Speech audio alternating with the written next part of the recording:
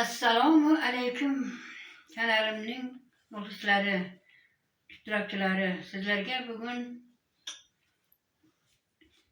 bugun 8-mart bayramingiz bilan tabriklayman.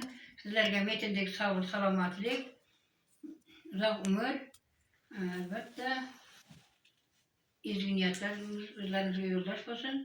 Yaxshi umr kechirishlarni tilayman. Farzandlaringiz bilan bekam-ko'ch yashashlaringizni istayman. Baxtli bo'lsin, bolalaringiz ulg'ayib yaxshi insonlar bo'lsin. Men sizlarga hozir kitobimdan bitta shu maqolani o'qib bermoqchiman. Marhamat eshiting. Har bir xonadonning baxtisiz. Parvardigor 7 olamni yaratmıştır. Osmonu yerni yaratmıştır. Yer negadir shunda iztirobga tushibdi. Shunda Bismillahirrohmanirrohim degan nido eshitilibdi. Keyin yer yengil nafas olibdi. Keyin osmon cheksizligi ulug'vorligiga yaratishlar qilib ko'ksiga charaqlab turgan quyoshni qadabdi. Yo'ldosh qilib oyni qadabdi. To'lin oy esa quyoshdan nur olib, zulmat pardasini yirtib, butun atrofga zar sochibdi. Muruvvatli Tangrim osmon yanayam husnkor bo'lishi uchun samaga bir hovuch yulduzlarni sochib, badroqdek qilib sochib yuboribdi. Borliq kunduzda yorishibdi. Osmon quyoshi, to'lin oyi, yulduzlari bilan shunday ham husnkor go'zal bo'libdiki, bu judayam ajoyib manzara bo'libdi. Parvardigor bu ajoyib manzarani, go'zallikni ko'rib hayratga tushib, zavq olib yaratganiga hamsalolar aytadigan mo'jiza yaratishni istab qolibdi. Barcha jonzotlarni yaratibdi, ammo sinovdan birontasi ham o'tolmabdi. Shunda u odamzodni yaratgan ekan, u g'olib bo'libdi.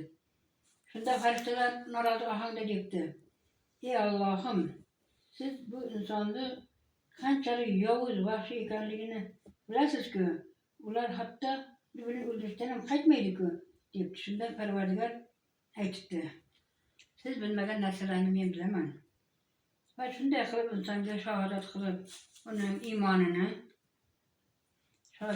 iymonini, tafakkur, fikr, xotira qobiliyatlari qilib, uning aql farosati bilan miyasiga joylab, nafis ishtiyoqlarni esa yuragiga joylab, qutlab qaltlab qo'yibdi.